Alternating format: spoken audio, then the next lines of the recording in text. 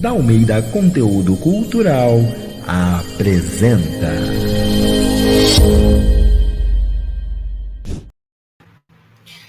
Hello, pessoal! Estamos em live com mais uma edição da nossa live Fiz do Palco Minha Vida. Para quem ainda não conhece esse nosso projeto, é um projeto da Almeida Conteúdo Cultural para o nosso canal do YouTube na web e consiste em uma série de entrevistas com profissionais, técnicos e parceiros da Almeida Conteúdo Cultural em nossas produções. Aqui eles vão contar então um pouquinho da trajetória deles artística, seja nos nossos trabalhos ou também com outros profissionais, com outros grupos, com outros parceiros. E hoje estou aqui com o queridíssimo Caio Lopes, ator Caio Lopes. E aí, Caio? Oi, pessoal, como é que vocês estão? Tudo bem? Olá, Denis, felicidade, tudo bem? E aí, Caio, tudo bem? Primeiramente, eu quero te agradecer ter aceitado o convite para estar aqui falando um pouquinho com a gente e contando um pouquinho dessa tua linda trajetória, tá bom? Te agradeço de coração. Beleza, não, é um prazer meu, é um prazer meu estar aqui falando sobre a trajetória, fazendo com que a gente fortaleça cada vez mais nesses tempos difíceis de pandemia, fortaleça a identidade cultural de Porto Alegre, o mercado artístico que ainda há muito de crescer, mas precisa se dar as mãos nesse tempo de pandemia. Exatamente, Caio, exatamente. Bom, falando um pouquinho com o pessoal, então, de casa, né, vocês podem, tanto se vocês estão assistindo pela nossa página no Face ou pelo nosso canal no YouTube, vocês podem, então, ir deixando seus comentários, que a gente vai colocando aqui na tela ao longo dessa nossa live, tá, pessoal? E vocês podem também deixar perguntas, porque nós teremos um momento mais para o final da nossa live, onde o Caio estará respondendo algumas perguntas aí, então, de vocês que estão em casa nos assistindo. Certo, pessoal? Caio, vamos dar início, então, à nossa live. E claro, né, que a gente vai começar, obviamente, querendo saber um pouquinho do início da tua carreira. Com quantos anos tu começou? Aonde tu começou? De que forma tu começou? Essa é uma dúvida que eu tenho, de verdade mesmo, porque eu realmente não conheço esse teu início. Estou curioso para saber. Então, vamos acabar com esse mistério, então. Foi em 2011, tinha um pequeno grupo no meu colégio, o Colégio Marista São Francisco, em Rio Grande, que nunca tinha tido teatro, era um grupo experimental, foi iniciativa de dois professores meus, um era de Sociologia na época, o Cristiano, e outra, era professora de artes no colégio, então eles resolveram fazer um grupo de teatro para o Colégio Marista São Francisco. E eu nunca tentei nada a respeito disso, sempre gostava muito de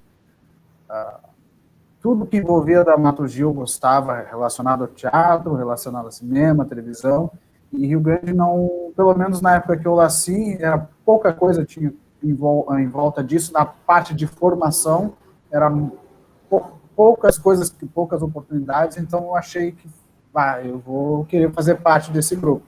Uhum. E fizemos algumas peças para o colégio internamente, boa parte delas eram para apresentações internas. No final a gente nós montamos algumas esquetes juntos com apresentações do final de ano do Colégio do São Francisco, que era o FAMAR. Então, nos chamaram para fazer... Normalmente, o FAMAR tinha um tema relacionado à campanha da fraternidade.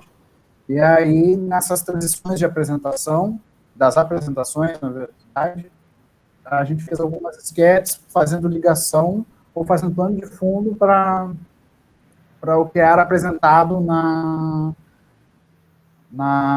que era apresentado no festival. Eram danças, era música. E foi o nosso pontapé. Uhum. E ali, depois, estava no terceiro ano do ensino médio, quando começou. Então, no ano seguinte, eu me formei no ensino médio e conheci o Vinícius Diniz. Ele tinha um grupo em Rio Grande chamado Sobrinho de Shakespeare, que já trabalhava há algum tempo, Sim. mas como era focado, como boa parte da minha vida girava muito em torno do colégio, eu não fiquei muito sabendo a respeito desse grupo, fiquei sabendo só depois de me formar. Então, Sim. eu entrei no Sobrinhos de Shakespeare. Ali foi, no Sobrinhos, foi a primeira apresentação que eu fiz fora do colégio. A gente fez para o pessoal de operação do Superporto, era uma apresentação que visava a segurança no trabalho. E Teatro empresa. Isso, assim, contrataram a gente para dizer, olha, vocês não têm que fazer isso aqui que está rolando na peça, que era um colégio, eram três alunos e uma professora, e um dos alunos fazia tudo que a professora dizia para não fazer. E eu era o menino que dizia, não, faz isso, isso, isso e isso. O engraçado é que nesse dia, Rio Grande é extremamente frio. Eu acho que é uma das cidades mais... o fato de ela ser fria, ela é úmida também, então torna a sensação térmica mais fria. E a gente ensaiou isso durante uns meses, né? E nesses meses fazia calor. Então eu só ia com a roupa de colégio, aquela bermuda, aquela camisa branca, para dar o tom de sala de aula. No dia que a gente foi apresentar, eu fui com as roupas que a gente ensaiou. A gente ensaiou durante o tempo, antes da peça. E estava fazendo uma sensação de 6 graus. E os meus colegas, eles conseguiram adaptar a roupa para a peça, né? Botaram a roupa, adaptar a roupa da peça para a sensação térmica que estava fazendo.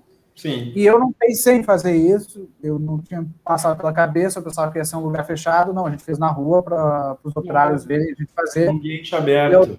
Isso, e eu fiz de bermuda e camisa curta. E visivelmente eu estava com frio. O pessoal, a plateia ria porque via que eu estava com frio fazendo. Sim. E a minha voz saía mais fina do que devia sair. Então eu ficava tremendo e quando entrei, o pessoal riu. Acho que eles não se ligaram muito no que era a moral da peça, porque eles estavam rindo da minha cara com frio. Sim.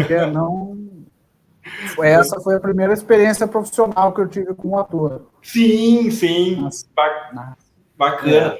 E, Caio, tu começou então na escola, né? Boa parte dos profissionais, dos artistas, nossos colegas que passaram por aqui, a maioria deles relata essa coisa do início do teatro na escola, né? Eu queria te fazer uma pergunta, porque o teatro na escola, ele acaba trazendo muito essa coisa de plantar uma sementinha no aluno, né? Contigo foi isso também? Tu sentiu isso, né? Que a escola acaba abrindo portas, assim, tem grande importância nesse nosso primeiro momento, assim, de saída para a arte, né?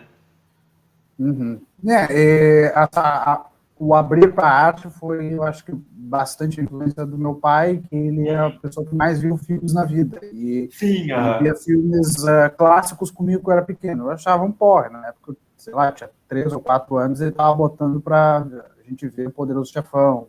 Sim,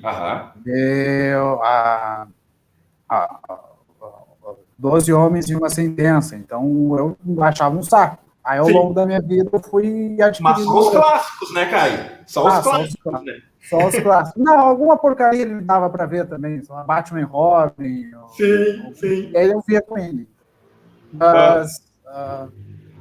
Mas o pontapé foi, além dessa experiência, foi meio que de uma experiência no colégio que eu acho que muita gente passou, principalmente artista, que eu queria muito ser bom no futebol.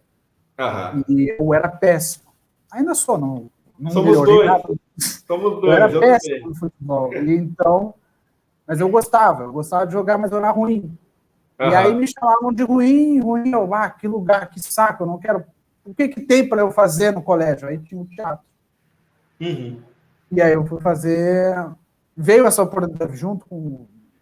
E aí eu passei o tempo todo levando xingão, de porra, Caetano pra caramba, não sei o quê, não sei o quê. Até que surgiu o teatro, joguei, nem pensei muito em futebol, deixei o futebol de lado, comecei a fazer teatro. Eu acho que o fato de... Óbvio que tinha essa veia artística, o gosto pela dramaturgia tinha, mas o que me deu um pontapé foi o fato de eu ser ruim no futebol. Aham. Claro. E aí tu parou na arte e nunca Parei mais na parou. arte. E algumas coisas me fizeram. O gosto e acompanhar, nunca mais parei. Claro, claro, com certeza. Ô, Caio, nessa tua experiência aí do grupo os Sobrinhos de Shakespeare, né? Foi o teatro para as empresas, para as indústrias, na verdade, né? Eu também fiz algo parecido há um tempo atrás também. E uma coisa que eu percebi, assim, e que a mim me engrandeceu muito, assim, é ver que muitos deles ali nunca tinham assistido uma peça de teatro na vida, né? Tu teve alguma experiência ou algum relato parecido com esse, da galera que assistiu, dos funcionários que assistiram? Ou a forma que eles contemplavam aquilo? Eu acho que, assim, o cenário, pelo menos na época em Rio Grande, quando eu trabalhei com isso, Sim. quando eu cheguei a fazer essa peça, dava para ver, eles realmente não tinham, eles não tinham o hábito de ir ao teatro, as histórias serem contadas no teatro, mas eles viam peças de comediantes, viam o físico, eles iam ao teatro, edifício físico, onde se apresentavam, tinha as apresentações, mas o teatro como arte realmente não era não era Uma presente na prática vida na vida deles. deles. É, uma prática na vida deles. Frequente. Sim, sim. É, exatamente. E E aí aí, depois, então, tu veio para Porto Alegre, né? Tu saiu de Rio Grande e veio para Porto Alegre. Com quantos anos que tu veio a Porto Alegre? eu tinha 16 anos quando eu me formei no colégio, depois eu prestei vestibular em julho, nesse tempo de janeiro e julho de 2012, eu fiz parte dos Sobrinhos de Shakespeare, fiz os trabalhos com Vinícius. Depois, em julho, eu prestei vestibular para a PUC em jornalismo. Uhum. E passei. Sim. Aqui estou, né? Aqui em Porto Alegre estou. E nesse Sim. tempo de 6 meses, eu fiquei muito envolvido com a parte da faculdade, né? Ao início, uma vida nova. Eu conhecia em Porto Alegre, eu só conhecia minha irmã, alguns primos, minha tia, mas o que me rodeava na faculdade era uma coisa completamente nova. E eu, sendo de cidade pequena, não tenho... alguém veio dar parecer. Sim. E aí era muito difícil para mim pensar em teatro naquela época. Sim. Eu estava focado mais em estudos, em saber como a cidade funciona, em pelo menos ter contatos, e em 2012, em outubro, eu fiquei sabendo da Casa de Teatro de Porto Alegre, através de uma colega minha, e quando eu fui tentar fazer, estava no meio de outubro, não tinha ainda cursos ou intensivos que pudessem fazer, ou pudessem entrar. Sim. Então, desse de julho de 2012 até janeiro de 2013, eu não fiz nada relacionado. Em janeiro de 2013, faço meu primeiro intensivo de verão, de uma semana, com o Zé Adão Barbosa, que foi a pessoa que me talentou, assim, me moldou um pouco para a arte. Claro. E eu digo, inicialmente, foi a primeira experiência real, o mais próximo do mercado da arte em si que eu tive, de como funciona, de como a parte de como funciona a estrutura, tudo mais, foi ali. Sim. Ali foi aonde tu começou a ver o teatro mesmo de uma forma profissional, assim, né? Os ensinamentos, enfim. Isso, até na postura, até na forma de atuar, foi a primeira vez, foi ali. Uhum, sim. Já aos meus 17 anos, foi quando eu comecei. E aí, em março, eu me inscrevi para a oficina de montagem, na Casa de Teatro de Porto Alegre, com o seu Zé Adão Barbosa e Jeff Lopes, e montamos, durante toda essa trajetória, eu aprendi os princípios daquilo que eu não tinha visto, né, desde Stanislavski, desde do comportamento como cena, de exercícios de vocal, de exercícios de corpo, e a gente montamos a Morangos Mofados, que era um texto do Caio Fernando de Abreu. É verdade. Sim, sim. Em 2013.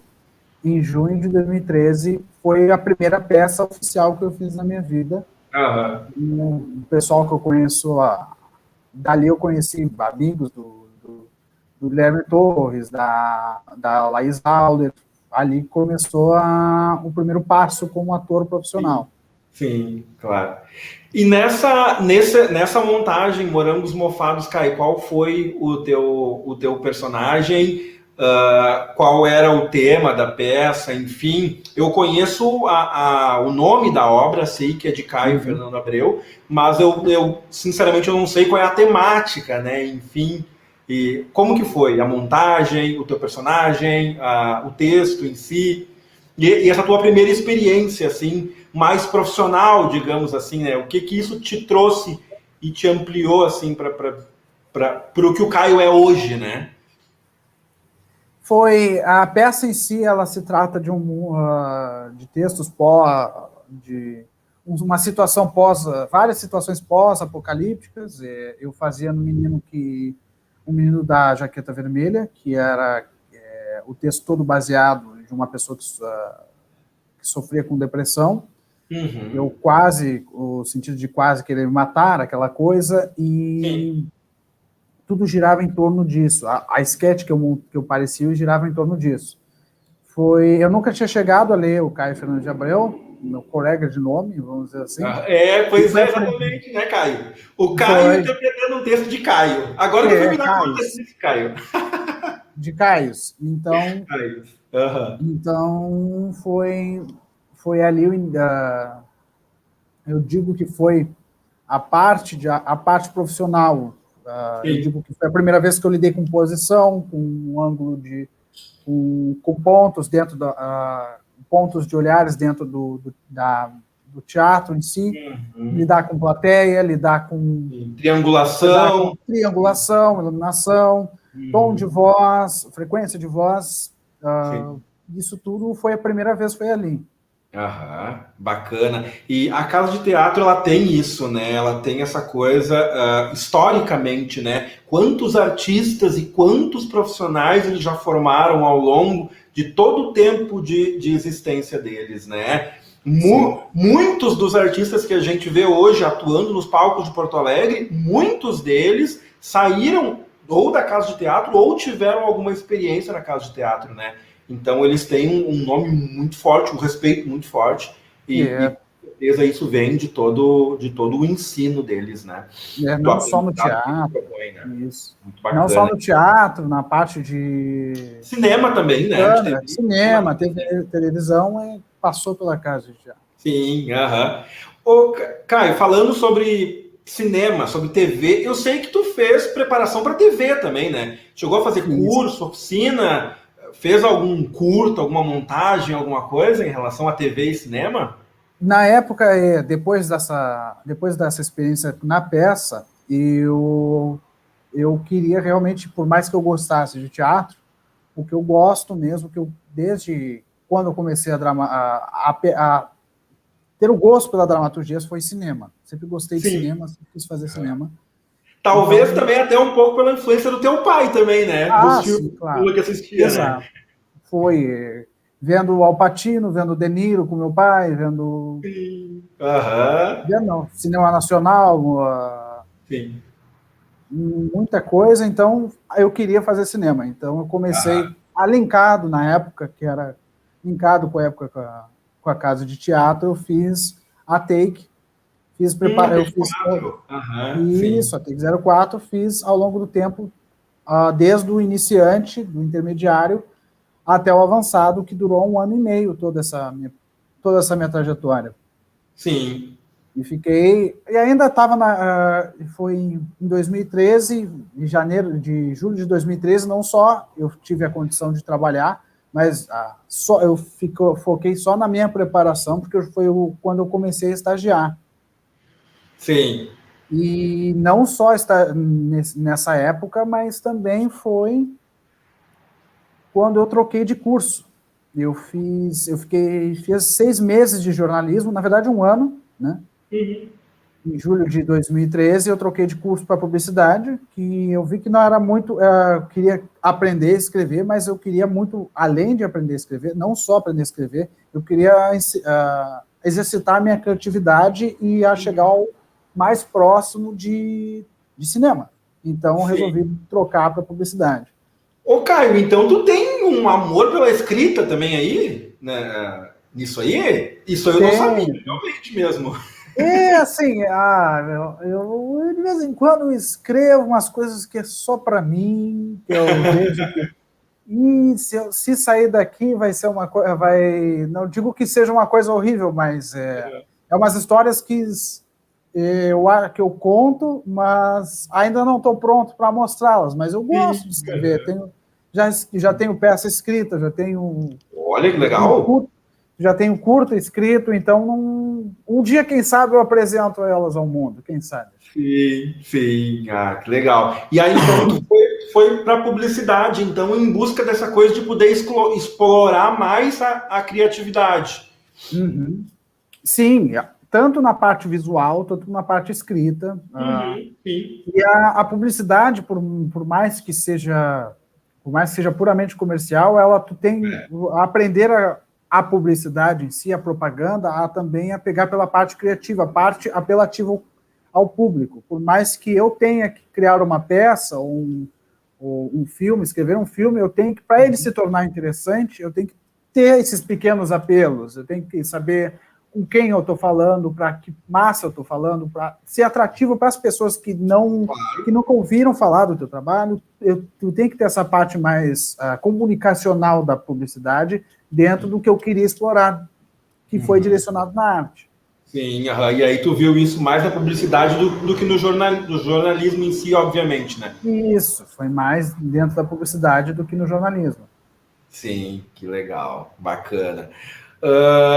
E esse Caio, então, que também escreve agora, que eu descobri isso, não sabia. Olha que maravilha a gente conversar sobre as trajetórias das pessoas, que às vezes as pessoas trabalham com a gente e a gente não sabe de verdade tudo que elas já fizeram na vida ou que elas amam fazer. Caio, tu foi, então, depois tu foi para tua formação, então, né, de atores na Casa de Teatro. Aí, realmente, voltado para a formação do artista mesmo, de fato, né? Como que foi esse curso de formação? Com quais pessoas tu te conectou lá dentro, com quem tu fala até hoje ainda, os teus professores, quais foram os teus aprendizados? Enfim, né, o que essa formação de atores te trouxe, assim, né? Não vamos falar sobre as peças, os personagens ainda, mas de uma forma geral, por enquanto, o que a formação te trouxe? Né? O que era o Caio antes da formação e o que é o Caio hoje, pós-formação de atores? Que eu sei que é uma grande jornada, né? Tempo, quase 2 anos, né? Uhum. Eu digo que, assim, o Caio pré-formação, ele tinha um certo preconceito, não um preconceito, mas não entender o fato das pessoas ainda fazerem, ser uma demonstração de arte ainda pouco valorizada pelas pessoas, que é o teatro, o palco em si. Sim. Mesmo assim, sendo tão mal valorizada, as pessoas quererem fazer isso. Sim. Porque, por mais que a minha pessoa valorizasse ou entendesse toda a dinâmica, eu não entendi ainda o porquê das pessoas... tu pode fazer cinema, tu pode fazer TV, que ganha mais, tu pode fazer cinema, que ganha um pouco mais, pode ter outras formas de arte, que tu, como profissional, tu pode se manter. Então, por que ainda fazer o teatro? Sim, né? Então, isso me trouxe o porquê das pessoas fazerem isso. Que legal. Eu comecei a entender porque as pessoas gostavam de fazer teatro, mesmo ele sendo tão pouco valorizado. Uma significação. Deu um significado, eu entendi o porquê. Isso foi a coisa principal que eu aprendi. Ah, que bacana, que legal, Caio. E o aprofundamento também, né? O aprofundamento como ator, sim. É, é inevitável, é um curso de formação, mas eu digo que, como pessoa, eu entendi o porquê das pessoas, Sim, dos atores de teatro ainda fazerem sim, o teatro. bacana. Legal. E, ô Caio, eu sei que vocês fazem algumas montagens, enfim, no percurso do curso de formação, né? Quais foram as Uhum. montagens que vocês fizeram e quais foram os teus personagens? E conta um pouquinho pra gente de como foi essa experiência, agora mais estritamente na questão das montagens mesmo, né? Da atuação do Caio, o Caio no palco. E ao longo do tempo eu comecei, a primeira aula que eu tive foi com a Graça Nunes, que era teatro teórico, né? E então foi a primeira professora que eu tive dentro da casa de teatro, e desde a história do teatro, sempre fui muito ligado à história. Acho que boa parte das pessoas, uma grande maioria que estuda teatro é muito ligado inclusive à história. Uhum. E então foi o primeiro conhecimento que foi me dado, né? E onde a gente se apresentou, e ali eu tive a base como foi o pontapé mesmo. E ao longo do tempo fui conhecendo todos os meus professores, eu voltei a ter aula com o Zé, com a Larissa Sagné, com o Everton Rodrigues, a Carlota Albuquerque, um monte de gente, essas pessoas contribuindo para mim. O primeiro que eu me lembro foi uma performance que eu fiz na aula da Larissa, que para a gente começar a trabalhar como é que é o processo que é o samurai. Eu acho que a Natália, que foi minha colega, já deve ter falado sobre o processo Sim, que Natália, já passou por a aqui Natália, também, já. a Natália Monteiro, né? Sim, Ela já deve ter comentado um pouco sobre a respeito disso. sim. E foi a primeira coisa, o primeiro trabalho a ser entregue foi essa performance. Depois o Zé nos deu a sua moto aqui, não ouvi nada. E o Zé nos deu o texto da Gaivota. Sim. Cada aluno interpretava um personagem. Eu me lembro que eu fazia um homem que era o principal. Na hora, agora eu não me lembro muito bem Sim. do que era, mas é o que consegue dar a volta por cima. E eu fazia esse personagem, que era uma pessoa um pouco... Ela tinha passado por poucas e boas e tinha finalmente conseguido comprar as terras do que era, e era para ele. Uhum. Esse foi o primeiro. E isso foi ao longo do tempo. A gente foi fazendo pequenas performances, performances tanto na parte vocal com Everton Rodrigues, a parte da Carlota Albuquerque, que era a parte de físico mesmo. Sim. E durante esse processo, os professores analisaram como eram como cada um se comportava em cena, como era dito o trabalho que era para fazer. E a partir de todo esse ano eles iam demarcando como iam ser os personagens na nossa peça de encerramento do ano, na montagem, que era Trabalhos de Amor Perdidos do Shakespeare. Legal. Uma comédia? Era uma comédia. É uma comédia do Shakespeare. Pouco falado, né? A gente pega Shakespeare, quando ouve Shakespeare, Romeu e Julieta, Hamlet. Exatamente. É um texto que não era tão conhecido dele. Otelo, né? E por aí vai, né? Otelo, e aí... Sim. E era uma peça que não era tão falada dele, e é uma responsabilidade bem grande. Shakespeare não é qualquer coisa, sempre, né? uma grande responsabilidade, né? A gente está falando Shakespeare, historicamente de um dos nossos maiores dramaturgos, né? Se não o maior, né? da parte ocidental, sim, né? Do Ocidente, sim. E desde que Shakespeare não é simplesmente só o texto, mas desde as saídas, ao ritmo de que é falado, a pensamentos, a atuação e demonstração da peça em si, tem suas delimitações que são que requer uma certa disciplina. Sim. E ao longo do tempo a gente foi treinando isso.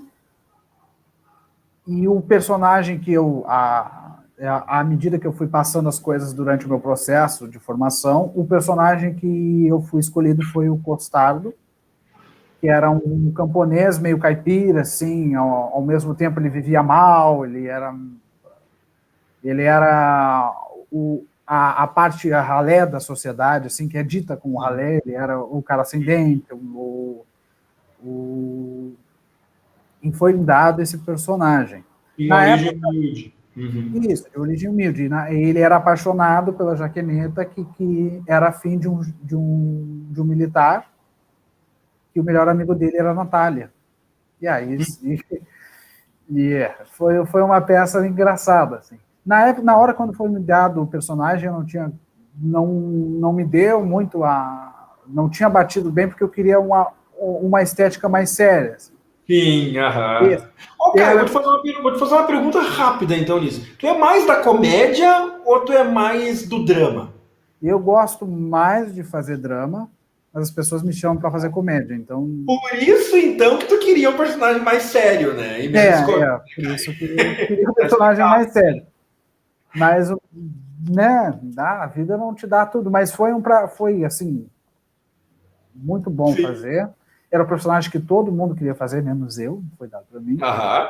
E aí, óbvio que trabalhou a parte física, nunca era para... Não estou dizendo que na época eu achava um trabalho fácil, nunca é trabalho fácil fazer um personagem, independente de se ele ser parecido contigo ou não. Seja qual for, né? E ao longo do tempo eu acabei gostando muito do personagem, o pessoal dizia que era o que dava base à peça, e eu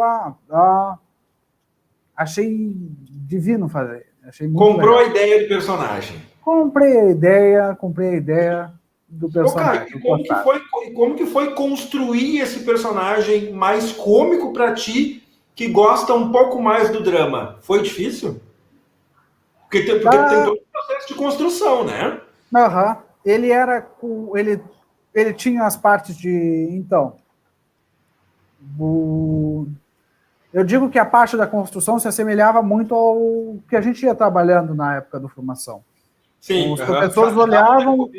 No decorrer do curso mesmo. Isso, olhavam as características que a gente fazia, olhavam os nossos trabalhos e viam o que batia com o perfil. E em cima do que a gente já tinha trabalhado, a gente criava em cima trazia outra carga para o trabalho que a gente tinha feito, e foi em cima disso. Para mim, eu fui observando observando o que a gente tinha feito, e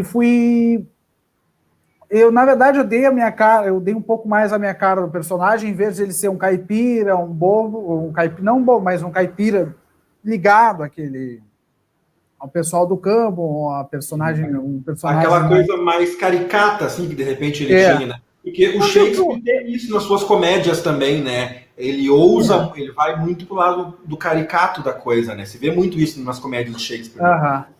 Eu digo que eu não tirei, eu acho que eu tinha deixado ele mais caricato, mas para outra coisa. Ele era um cara, eu transformei ele num cara muito doido e que era muito safado. E ele era aquela figura assim repugnante, assim. Eu transformei essa pessoa do campo mais humilde num cara mais uma pessoa mais inocente num cara mais denso, assim. Não digo denso, mas caricato e mais agora eu sei. Sim. Tu deu um toque a mais, né? Um toque a mais. Né? Eu acho que eu deixei ele um pouco parecido comigo, assim.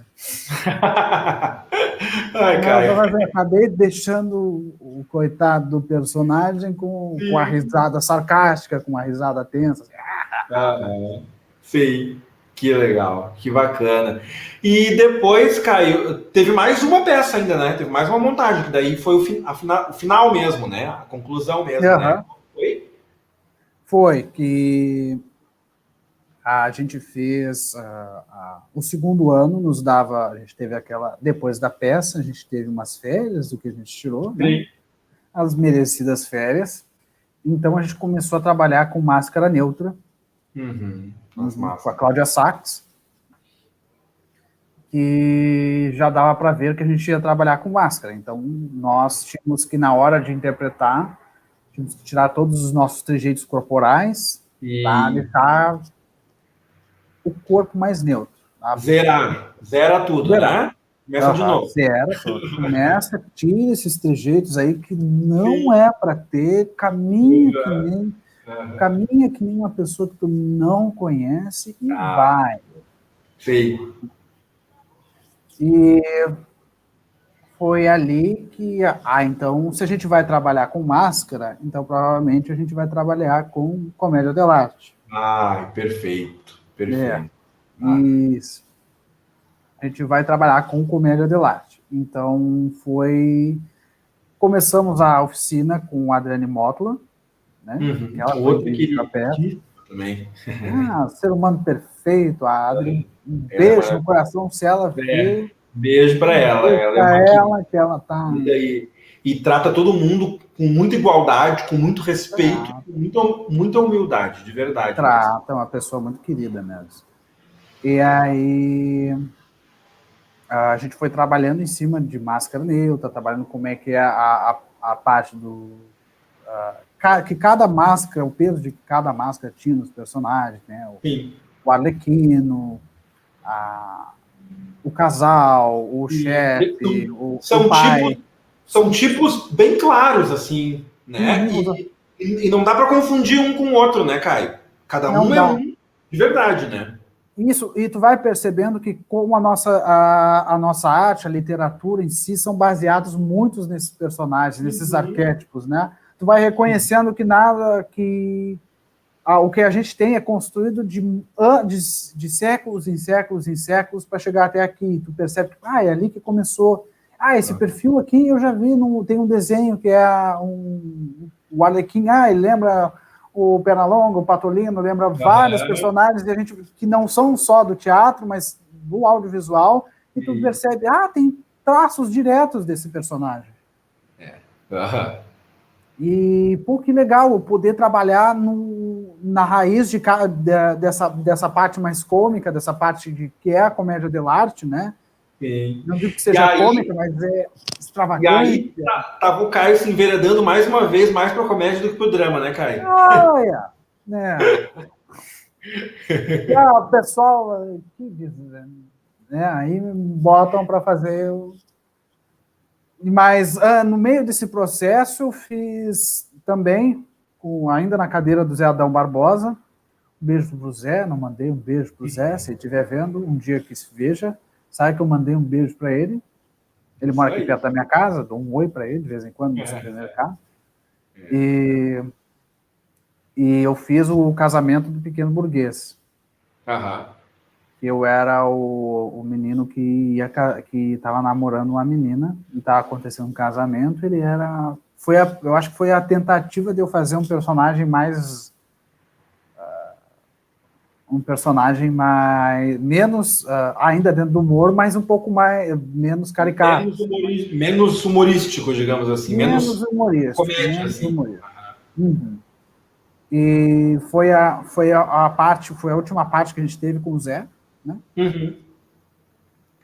E ao longo do tempo a gente foi montando essa oficina, essa montagem da peça com a Adriane Motla, e ao longo do tempo a gente foi exercitando, chegamos a ensaiar no estúdio do Extravaganza, foi muito bom. Eu me lembro que às vezes não era tão bom, que a gente chegava cansado, e aí era um outro lugar, né?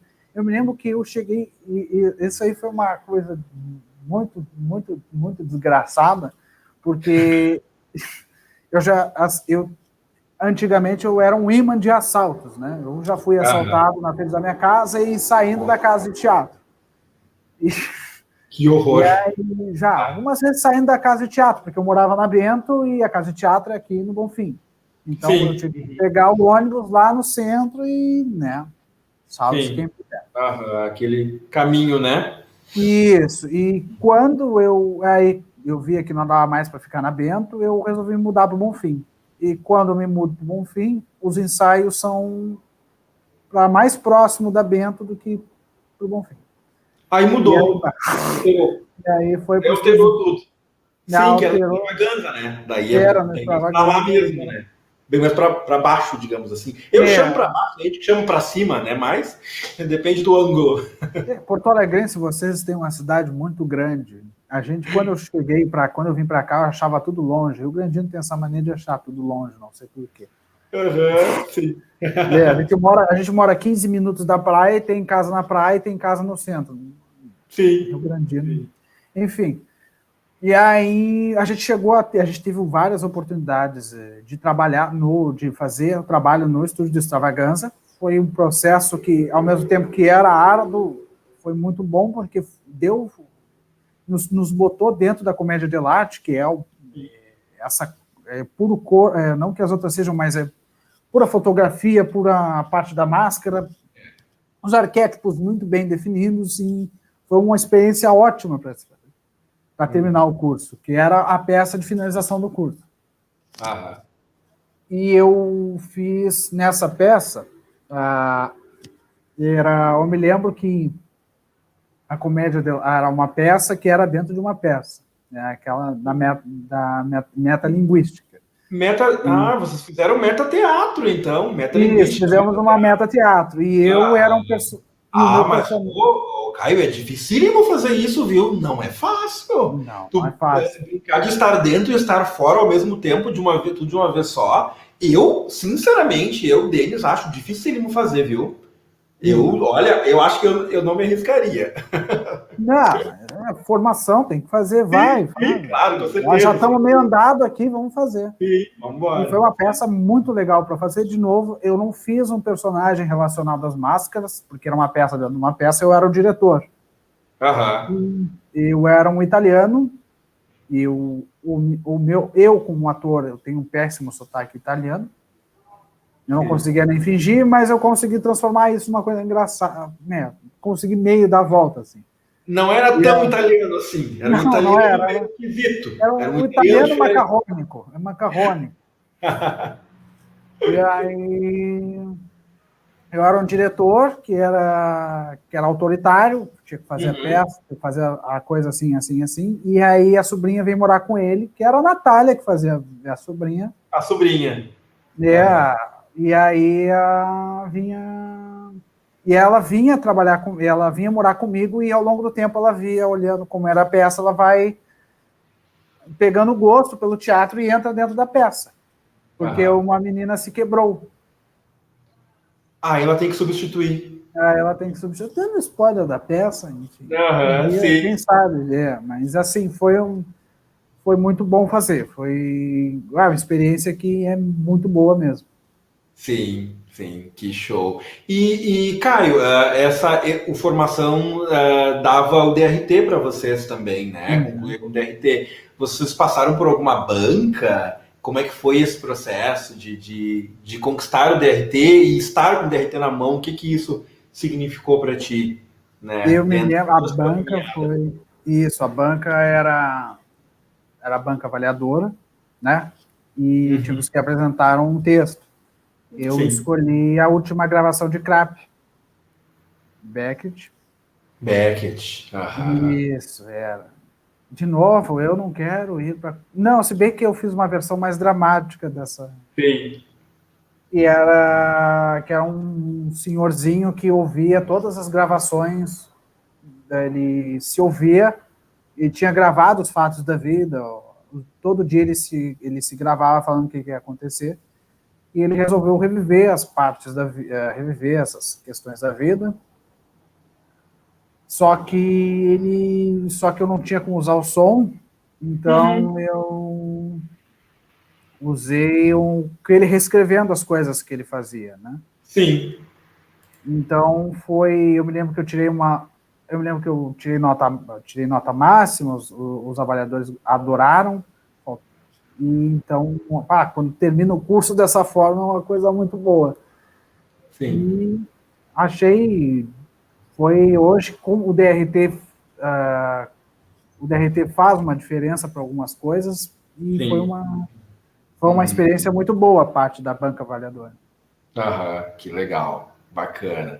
E depois, Caio, eu sei que tu estavas aí numa outra peça, inclusive vocês tiveram acho que foi mais de uma temporada, se eu não me engano. Tu pode falar um pouquinho melhor sobre isso. Eu sei que vocês estiveram no Porto Verão Alegre também, que foi um espetáculo que tu fez com o Petrilo, né, com o Campão, com o próprio Zé Adão Barbosa e com o Arthur, né, que foi, qual era o nome mesmo?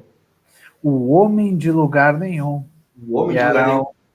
Caio, eu não consegui assistir vocês, tu acredita? Não consegui, na época a gente estava com o assassinato de Santiago e aquela coisa, né? Como é difícil a gente conseguir prestigiar os colegas estando produzindo também, né? Às vezes fica só a vontade mesmo e o desejo, né? Mas eu ainda terei outra oportunidade para assistir, com certeza. Não, mas ter, né? do que tratava o espetáculo? Qual era o tema, a história? Então, o princípio é de que hoje tudo do que a gente vê hoje a sociedade como um todo, o que nos 2018 em geral nos mostrou, o que o mundo nos mostrou. Sim. E a coisa se modificou tanto, o mundo não está fora tanto do que a gente planejava para ele, que meio que nós não nos tornamos de lugar nenhum. Não temos lugar mais nós para, porque o mundo já não é mais nosso. Não pertencemos mais, né? Não pertencemos mais. O que o homem, tanto que o homem que se tornou o homem de lugar nenhum. Então eram textos tirados de uma estética do Edu. O Edu manda bem como diretor. Sim. E eram textos de Nietzsche, desde a Beckett, todos esses textos voltados a como o cotidiano do homem, de como a gente como ele mudou tanto, como a sociedade mudou tanto, que não pertencemos a lugar nenhum. Tanto que boa parte dos nossos... Eu fazia um personagem que era meio que um ajudante de palco, mas eu interpretava também. E a gente vai percebendo que ao longo da identidade as pessoas não têm mais nada. Não tem por onde ir, não tem mais o que pensar. Então, o que nos tornamos, né? O que esse homem não acha mais lugar nenhum, ele não se cabe mais não se cabe nenhuma parte da sociedade. Não se encaixa mais a nada. Não se encaixa mais a nada. Não. Eram relacionadas críticas ao governo, que hoje, né? O governo Bolsonaro, que nem a sociedade em geral, a boa parte de como a releitura de que como a sociedade já foi pior, mas ao mesmo tempo ela quer voltar a ser pior, enfim, os retrocessos, né? Isso, referentes à ditadura militar, referentes a questões mais ambientais. E, afinal, de que lugar esse homem pertence, sendo que ele já destruiu com o lugar que ele já tinha. Se tornou um homem de lugar nenhum. Que bacana. Que legal. A gente começou em abril de 2019. Quem tinha me indicado era a Larissa. Ela me indicou para fazer pro Edu. Olha, tem esse menino aqui, ele é meio assim, mas faz algum negócio. Era uma das tuas professoras no formação. Larissa Sagné. Já te conhecia bem, já, né? Já. 2 anos de um curso, né? Dá para conhecer bem os alunos. Sim, né? Esse menino aqui vai fazer uma loucura para ti, chama ele. E aí eu fui. O Arthur também. Só tu mesmo. Vai fazer umas loucuradas boas, assim, e aí ela indicou também o Arthur, que já fez a formação, não comigo, mas fez alguns semestres depois que eu. Em outra turma. E o João, que já tinha trabalhado com o Edu e com o Renato, e Renato e Zé Adão Barbosa, que, né... A direção era do Edu. Isso, a direção do Edu. Do Edu Kramer. Ele é outro que eu adoro também. O Kramer, eu tenho que revê-lo. Temos outro que mora perto de mim, mas não me visita, não me dá um oi. Mas nesse momento nem dá, né, Caio? Dá um oi pela janela, dá um... Balançar um oi de longe, assim, né? Isso, chega ali na esquina. Oi, cara. Oi, Edu. Quanto tempo. Que legal. E, Caio, quantas temporadas vocês fizeram mesmo desse espetáculo? Eu sei que vocês fizeram bastante, né? Foram várias apresentações. Aí aonde vocês se apresentaram? A gente apresentou no Ling, em abril. Nasceu no Ling o espetáculo, inclusive, Nasceu né? no Ling, era do edital do Ling. Isso, né? Exato. Era o edital do Ling que tinham dado oportunidade para o Zé, fazer, montem um espetáculo que vamos fazer. E O Ling é outra, por mais que seja o outro ambiente, né? Um pessoal que não está acostumado. A gente teve até umas questões assim, será que dá para apresentar no Ling, né? Porque o Ling tem uma agenda política completamente diferente do que a gente ia apresentar. Sim. Então a gente ficou até tomara para que dê bom, né? Assim. Isso, né?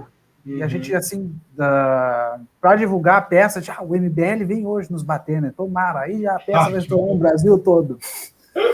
Ainda mais naquela época a coisa estava bem fervorosa, assim, né? Não que hoje não esteja ainda, né? Não. Mas na época estava um boom enorme, assim, né? 2019, recém tinha começado outro governo. Exatamente. Sim, sim, a gente vê, o MBL vai vir hoje, o MBL vai vir nos caçar. E a gente estourar nacionalmente. Sim, não veio. Bom, naquela época a gente teve até exposição sendo boicotada, tu lembra, né, Caio? Lembro, isso, aqui em Porto Alegre. Tava numa coisa no Santander. Alarmante, assim, né? Claro que hoje a coisa segue do mesmo jeito, assim, né? Eu acho que era um tempo antes, foi da época do Quer Museu, que veio o MBL, enfim, encheu o saco. E aí a gente fez essa apresentação no Ling. O Ling é um lugar que é muito bom de se trabalhar, é um lugar muito confortável, nos disponibilizava boa parte do que a gente precisava. Tinha chuveiro elétrico, nunca tinha visto. Tinha chuveiro digital, achava isso maluquice. Mas... Um camarim excelente, Caio. O camarim era, né, assim, chuveiro digital. Só falo isso. O espaço lá é novo também, né? Não faz muito tempo que tem o Ling, né? E deve ser bem cuidado também o espaço. Eu não vi isso pessoalmente ainda. É um espaço que, né, é toda uma organização que, na verdade, não é necessário, que dá a oportunidade das pessoas trabalharem em si, né? Depois do Ling, nós fomos fazer no Renascença. Aquele palco gigante. Aquele palco gigante, outro público, né? Aí a gente ficou meio chato, porque a gente tinha certeza que o MBL não ia vir, né? Porque no Renascença eles já sabem que não... Sim. E aí foi a primeira oportunidade que eu tive de me apresentar no Renascença, junto com o Renato, o Zé, mais o Zé mesmo, que o Zé tinha sido meu professor, e se apresentar como professor é outra coisa, né? Isso é uma coisa que eu ia te perguntar depois. Como que foi essa coisa? Mas pode continuar o raciocínio, depois a gente vai para essa parte aí. Não, por muito tempo eu pensei em me apresentar no Renascença, porque é um palco de identidade de Porto Alegre. Me apresentar com o Renato, me apresentar com o João, foi uma oportunidade muito boa, é um lugar ótimo. Infelizmente está cada vez mais sucateado, né? Cara, infelizmente. A gente está com cada vez menos espaço para se apresentar e esses espaços, cada vez em quantidade menores, estão cada vez mais sucateados. Na verdade, com pouco que a gente está ficando, na verdade, é uma grande sucata. É isso que vem acontecendo, né? E aí, por mais que ficou cada vez mais, deve ficar cada vez mais difícil se apresentar, mas na época que eu apresentei foi um espaço excelente, foi uma das melhores experiências que eu tive, inclusive, né, uma das melhores experiências que eu tive foi no Renascença. Legal, show. Vocês apresentaram em mais algum outro lugar? Teve mais algum teatro? Sim, aí foi a terceira temporada, nós fomos para a Casa de Cultura Mário Quintana. E eu lembro de uma temporada lá. É verdade. Fomos que era na Mário Quintana, o palco era menor, mas mesmo assim nos possibilitava de criar em cima daquele palco, de trabalhar partes que a gente não tinha chegado a trabalhar. Foi uma temporada que eu já estava em Gramado, então foi causando alguns percalços ao longo do tempo, mas conseguimos fazer. Continuou, a temporada conseguiu ser feita. Show, que legal. E no Porto Verão que vocês apresentaram foi no Renascença? Foi no Santana. Não, foi Foi na Casa de Cultura Mário Na Quintana. Casa de Cultura, Mário Quintana. Que show. E, Caio, agora eu vou te perguntar como que foi essa experiência de estar num palco atuando não só com o teu professor, mas com alguém com a trajetória que tem artística e o reconhecimento, né, que tem da comunidade artística e também da comunidade não artística na nossa cidade, né? Como que foi essa experiência? O Zé, foi uma experiência que, assim, o Zé já tinha falado, eu já te criei, não sei o quê, e trabalhar com um cara que teve a carga de profissional que é o Zé é uma coisa absurda. Não digo que seja, como ele tinha sido meu professor, a gente vivia tirando sarro um do outro, eu não fiquei tão nervoso, mas eu fiquei, vou ser sincero, trabalhando com o Zé.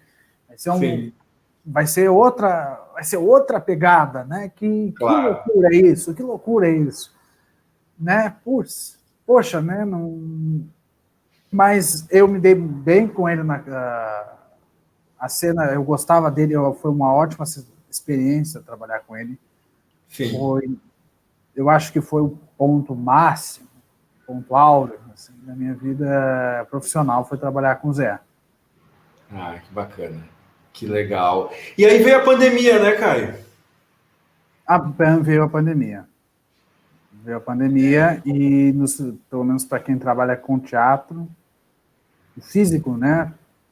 O pessoal teve que se reinventar, transformar o que a gente chama hoje do teatro gravado, do teatro filmado, para quem pelo menos conseguia trabalhar ainda com isso. Em 2019, né, antes mesmo da pandemia, eu tive que meio que dar uma pausa na minha carreira, porque eu tive que trocar de cidade. Sim. Tu foi morar em Gramado, né? Fui morar em Gramado, trabalhar para uma empresa, na época era para Gramado Parks, como social media. E deu uma pausa, tirando a peça que eu fiz com os meninos, que no final de 2020, antes da pandemia começar, a gente já tinha voltado ao Lingia para fazer 2 apresentações. Sim. E aí já era com o Theo, já não tinha mais o Zé. E depois disso, eu fiquei muito tempo sem poder trabalhar com dramaturgia de teatro. Sim. Porque me peguei mais na parte de me focar mais ao trabalho. Sim. Quando que a gente se conheceu, Caio? A gente se conheceu em 2018, se eu não me engano, através da Isadora Fraga, não foi? Foi isso, né? Não, você está enganadíssimo, Não foi, Caio. Mas olha que eu acho que eu tô envelhecendo e isso tá afetando a minha memória, Caio, tu acredita? Tá afetando. Nós nos conhecemos através da Natália Monteiro. No dia da inauguração da Dalmir. É verdade. Foi lá que a Natália me apresentou para ti e para Isadora, inclusive. Foi isso, né? Foi. Lembrei, cara. Lembrei. Eu te conheci, na verdade, antes da Isadora. E aí foi através da Natália. Sim. Ela tinha me chamado para ver como é que seria a inauguração da Dalmeida. Eu fui, prestigiei vocês lá na época antes da pandemia, acho que 1 ano antes da pandemia. Né? Você pode dizer melhor que eu. Foi em 2018. A inauguração do nosso espaço, o Espaço Multicultural, ali na Silveiro, foi em abril de 2018. Que a gente fez um coquetel de inauguração, né? Foi isso. E eu estava lá. Então. E foi aí que eu te conheci. Sim. Você esqueceu, Que legal. Ao passo que a gente vai envelhecendo, né, a gente vai tendo alguns problemas de memória, sabe, Caio? Né? Eu acho que meus problemas de memória estão vindo mais rápido do que a minha idade está avançando, sabe? Mas parte é a vida, né? Faz parte. E os meus problemas de memória começaram quando eu era criança, mas vamos... Ô, Caio, e aí, então, durante essa pandemia, então, a gente resolveu transformar o nosso espetáculo O Assassinato de Santiago numa radionovela, né? Sim. E aí, depois dessa radionovela, enfim, a gente tem grandes planos aí de quando a pandemia passar, sabe-se lá quando que vai passar, que a gente, então, consiga voltar com as nossas temporadas, porque a gente estava numa quantidade de temporadas, assim, em ascensão, né? Uma terceira temporada, já vislumbrando uma 4ª e uma 5ª. E eis então que o seu Caio foi convidado para integrar o elenco, então, né, desse nosso espetáculo. Quero te perguntar o que isso representa para ti, como que tu aceitou esse convite, essa ideia. Tu já assistiu o espetáculo? Já assistiu, né? Eu já assisti algumas vezes, até porque... Não foi nenhuma nem duas, foram algumas, né? Algumas vezes, já vi algumas vezes o espetáculo de vocês, até porque o final era diferente, então, vai que hoje vai ser diferente, outro vai ser assim, hoje vai ser assim, então fui algumas vezes para ver os finais diferentes. Sim. E como eu já tinha trabalhado para fazer algumas, na época que vocês botaram no Spotify, fizeram a radionovela, eu fiz algumas locuções. Sim, então, exatamente. Boa parte do roteiro e boa parte do que era preciso, né, do que se pedia para a atuação, eu já sabia, tem que ser assim, tem que ser assim, tem que ser assim, tem que ser assim. Já estava por dentro, né? Já tenho já estou familiarizado com esse lugar aqui. Sim. Então, pode falar. E aí, para voltar a trabalhar com vocês, porque eu já tinha trabalhado, me convidaram, eu achei, é isso. Já é meio caminho andado, já é uma peça que eu acho legal, que eu acho que essa coisa do final, dos finais alternativos, é uma coisa que cabe muito bem para o pessoal querer ver. Sim. Então, para mim, foi um convite que eu aceitei praticamente na hora. Sim.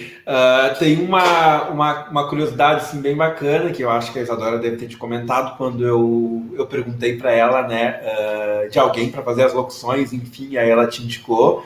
E ela me mandou uma gravação tua fazendo, né, a locução, enfim. Foi direto, assim, né? Eu ouvi a locução e disse, gente, nossa, é isso, pronto, deu. Porque tem uma voz bem grave, né, Caio? Então eu falei, pronto, é essa voz misteriosa que eu preciso aqui para fazer a chamada, porque cada capítulo tinha um nome, né?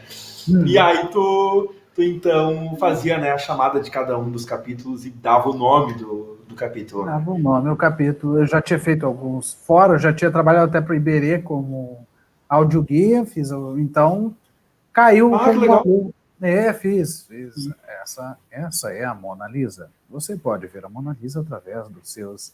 O audioguia é a voz que fica lá rodando, só a voz lá, é isso? É a voz para os deficientes visuais. Entendi. Faz parte das ações de acessibilidade, entendi. Isso, exato. E aí, esse quadro, a moça está segurando uma pera. Entendi. Segurando uma pera atrás de um porto, e os navios estão colocados para saírem do porto, enfim, era assim. Toda a leitura do visual da coisa. A leitura do visual. Que legal, Caio. Outra coisa que eu não sabia de ti, viu, Caio? Olha só. A medida, só uma caixinha de surpresas que tu não tem noção. Que legal, que bacana, Caio. Então, falar com o pessoal de casa agora, né?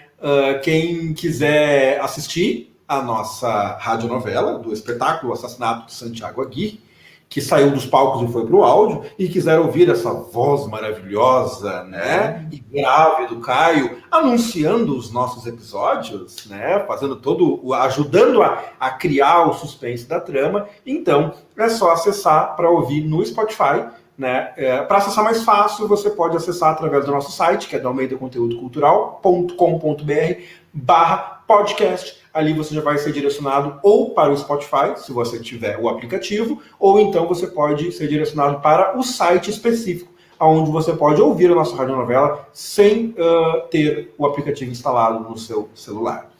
Certo? Assistam lá. Assistam não, né? Ouçam lá. A gente tá tão acostumado com assista, né, Caio? Que a gente sai falando assistam para tudo, né?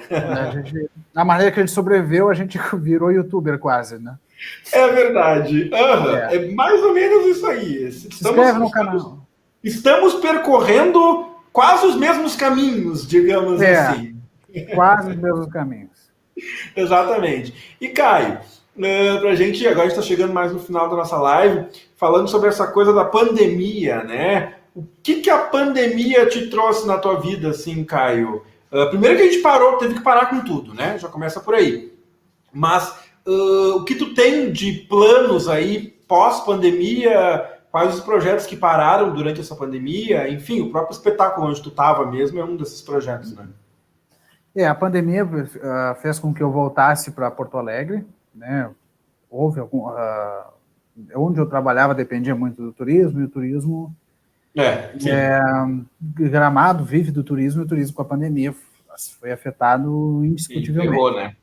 E então vim parar para cá, voltei para Porto Alegre, antes mesmo de ter planejado a peça. E por enquanto, o que vem na minha... Eu tenho projetos relacionados a mais a minha carreira como publicitário. Sim, claro. Trabalhar para pequenas empresas, e à medida que medida que a pandemia vá se esvaindo, quero voltar a trabalhar no teatro, vou começar já a peça, voltar de repente a escrever. Sim. E a pandemia me trouxe uma coisa que eu não tinha muito notado na minha vida, mas é que por muito tempo eu moro sozinho desde os meus 17 anos, mas viver sozinho... 16 anos. Uhum. Morar sozinho é muito diferente do que viver sozinho. Sim. Então, realmente, senti muita falta das pessoas que estavam na minha volta. Convivi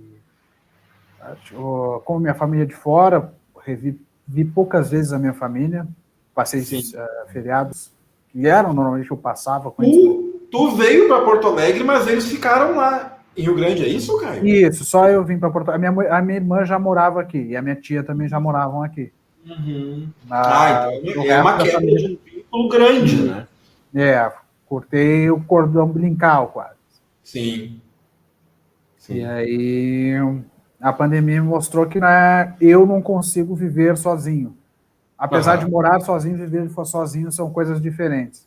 Sim. E me fez valorizar cada vez mais as pessoas que estão na minha volta.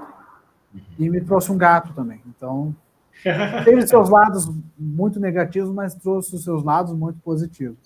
Te trouxe um bichinho. Me trouxe um bichinho. Trouxe que vocês viram ele passando aí. Ai, que bacana, que legal. Bom, falar mais um pouquinho com o pessoal que está de casa nos assistindo e que vai ainda nos assistir, porque a live ela fica salva então no nosso canal do YouTube.